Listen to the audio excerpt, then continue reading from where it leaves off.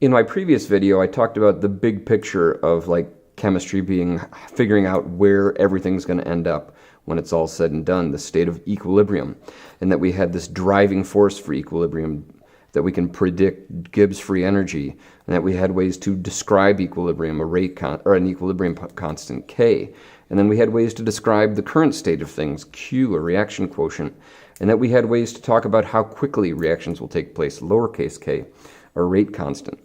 And in the big picture, behind everything else, is the second law of thermodynamics, which is the entropy of the universe always must be increasing.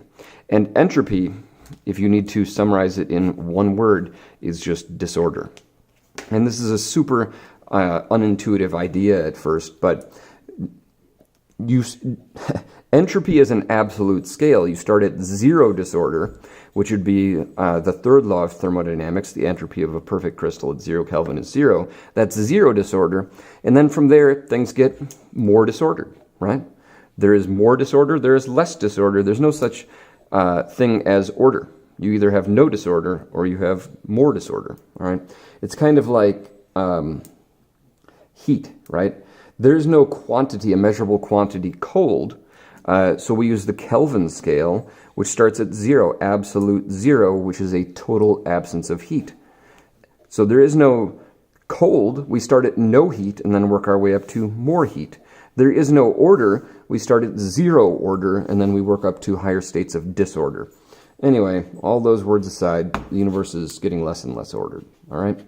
It turns out it's a little challenging or problematic to directly measure the delta S of the universe, but Josiah Gibbs kind of smashed things together and came up with the idea that the entropy of the universe is equal to the humbly named Gibbs free energy over temperature, all right? And I'll throw, well, I mean, we can put it in there. I'll put it in later, the standard symbols. But so this is what we're going to be working with here at first, is our Gibbs free energy, okay? And Gibbs free energy, and I'll be very careful how I write this, but I'm sure there's going to be some pedantic critics somewhere. Our Gibbs free energy is essentially defined as our enthalpy minus our temperature times our entropy factor, all right? And then I'm just going to wave my hand at this a little bit, but we're going to end up with some change in Gibbs free energy as a change in enthalpy minus temperature times a change in entropy. And this is the basis of how we are comparing reactants and products to determine if a change will take place and the direction of that change, all right? This is it. This is the fundamental idea. This is what we call enthalpy, and that is heat content. And it's the difference in energy between reactants and products in terms of heat content. And this is entropy of the system, not the universe. And this is system. This is system.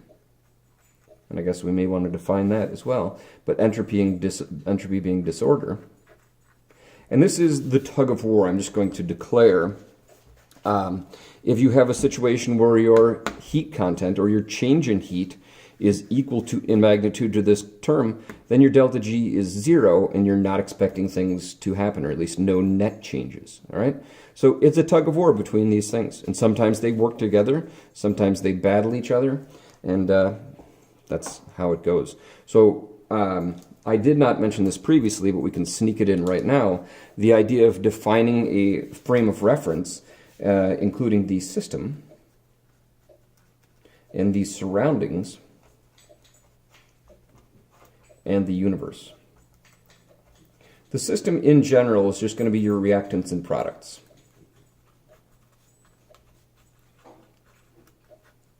Your surroundings are going to be everything in the immediate area. In fact, I'll just put that in quotes, the immediate. Right? And that may be like a solvent. It may be air. It may be a beaker or whatever. And so those are things we're looking at in the surroundings. And then the universe is essentially everything. All right, so that's the basics of our terminology. We look at things from the point of view of the system, okay? Because that's easy to measure. The universe is everything, and that's hard to keep track of. And the surroundings are some ambiguous number of things around. So it's easy to monitor these systems. So this is our basic idea right here. Like, if we need to say, will something happen under any set of conditions? That's the equation that's going to tell us. And not only will it tell us will it happen, by telling us will it happen, it'll tell us the direction of that change, all right? So my orange highlighter did compromise things here, but that pen's not going to help. So let's move on. So there's our basics. Now, this, and I didn't write it, but this is under very specific conditions, and those conditions aren't always true. So that little degree sign states that we are under standard conditions. And standard conditions just have two key aspects. So like, we are, via standard conditions, describing specific ways in which we're going to analyze a system. And these standard conditions indicate that any concentrations for solutions are going to be 1 molar, and any pressures of gases are going to be 1 atmosphere. All right? And I'm going to say this, and maybe it will come up in another video. These can be things other than 1 molar and 1 atmosphere, as long as they are equivalent to 1 molar and 1 atmosphere, and you change everything else accordingly. So we'll just declare 1 molar and 1 atmosphere. If you're not familiar with some shorthand notation, I want to save myself time later. So concentration, these Sharpie pens are amazing. Concentration is usually abbreviated with open brackets. So we could say like the concentration of something is 1 molar. All right. So anyway, there's some words, and we want to talk about situations where delta G is not going to be standard, and we would say it is under non-standard conditions. I don't know, it might be worth mentioning that Gibbs free energy and enthalpy and entropy are what we call state functions. A very, very important diagram that relates kinetics and thermodynamics is a reaction coordinate diagram where you have energy over here and you have reaction progress, we'll say.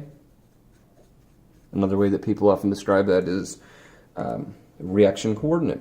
And all you're doing is comparing where things start out, that's your reactants, to where they end up, that's your products, and how they get there. So I'm going to try and move this up a little bit, but a very rudimentary drawing. These are our reactants. These are our products. And the difference in height there on this axis is our delta H, our change in energy. Okay, so I guess that's worth mentioning. And it's also worth mentioning that everything except the middle is the realm of thermodynamics, and then the middle is the realm of kinetics. Okay, so all that matters for thermodynamics, since it is a state function, is where you start and where you end up. For kinetics, all that matters is how you get there, all right? So this path can change when you use a catalyst or whatever, and you might see this distance right here as what we call an activation energy, or that would be the activation energy for the forward reaction, and then this distance right here would be our activation energy for the reverse direction. Because as we talked about in the previous video, reactions tend to go in both directions when given the opportunity. Anyway, state function, just difference between reactants and products. Where we start and where we end up. How we get there is the world of kinetics, and that's totally separate. All right, with all that in mind, let's take a look now at an example reaction and how we're going to describe our K and our Q and everything else. So we have this idea of a reaction quotient. And Vog and Goldberg are the ones who came up with this. But this is a ratio of products to reactants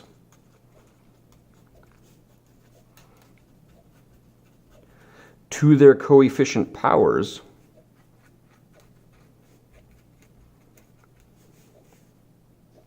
And for K, for an equilibrium constant, it's at equilibrium, but I'm just going to put a period here, all right? Ratio of products to coefficient power, products to reactants to their coefficient powers. So I'm going to write out a generic equation here, and already in my head I'm laughing because my kids get so tired of seeing and writing this. But if you have some reaction where you have like A, and B, going to C plus D, and we'll just pretend these are all aqueous or gas, it doesn't really matter, as long as they're not solid or liquid. And hopefully you notice this right here if you've not seen that before. That's indicating reactants don't just turn into products, but it can go back and forth. So our reaction quotient, Q, is at any point in time a ratio of your products to your reactants to their coefficient powers. I didn't mention it, but I guess we should.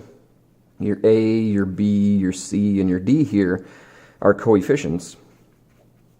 And your A and your B and your C and your D are species, right? Elements, right? So, for instance, you could have a very common reaction, 2H2 gas plus O2 gas going to H2O gas, two of those, right? And so we would have a situation here where we have like A plus 1 is our B goes to C, right? All right, anyway, Q, based on this right here, is going to be our concentration of C to the C power, concentration of D to the D power, concentration of A to the A power, and concentration of B to the B power. That is how things can be related at any point in time, and that's how we're going to describe it with a reaction quotient like that. Hopefully you remember over here where I declared that open brackets like that is chemistry notation for concentration. So when you read this, you're saying the concentration of C, and that's raised to some coefficient power. The concentration of D raised to some coefficient power, etc., etc. Now, there is a special type of Q that is called a K, all right? So when a system is at equilibrium, and I'll abbreviate equilibrium EQM. Very commonly you'll see equilibrium abbreviated EQUIL. That is considerably more work for me, so EQM. So for a system at equilibrium, K, Q is a special K. All right, sorry, Q is a special thing we call K. Q is called K, the equilibrium constant. Okay, so I think that's a pretty important idea here. Our Q is called K when the system's at equilibrium, and very rarely do I write this, so I'm going to write it this time and possibly never again. But K is the concentration of C to the C power, but it's at equilibrium. The concentration of D to the D power, but it's at equilibrium. The concentration of A power, equilibrium, and the concentration of B power, and it's at equilibrium. All right, so this right here, this fundamental relationship between Q and K is how we can predict if a reaction is at equilibrium or if a change is going to take place. All right, and it'll tell us the direction of that change as well. So in terms of super important things, our Q here and our K here, as related to our reaction system there, that is our super important stuff. Now, this page is running out of paper, and I know the oven timer is going off upstairs, so I'm going to try and sneak in one last idea here. And the idea is we had delta G over here, and we haven't talked about it for a bit. We need some delta G over here. And our equation that we need is that delta G, non-standard, so under any conditions, is our standard delta G plus R, which is a constant, T, which is a temperature, and then the natural log of Q, all right? And our Q is right there. So this is how delta G relates to Q. And we had said delta G is a driving force here, a change in energy, why changes are taking place to go from a lower free energy state, or sorry, a higher free energy state to a lower free energy state, and that's what that is. So the question is, what happens if they are already at their low energy state, right? And so if the system is at equilibrium, there's no driving force for change from reactants to products or products to reactants.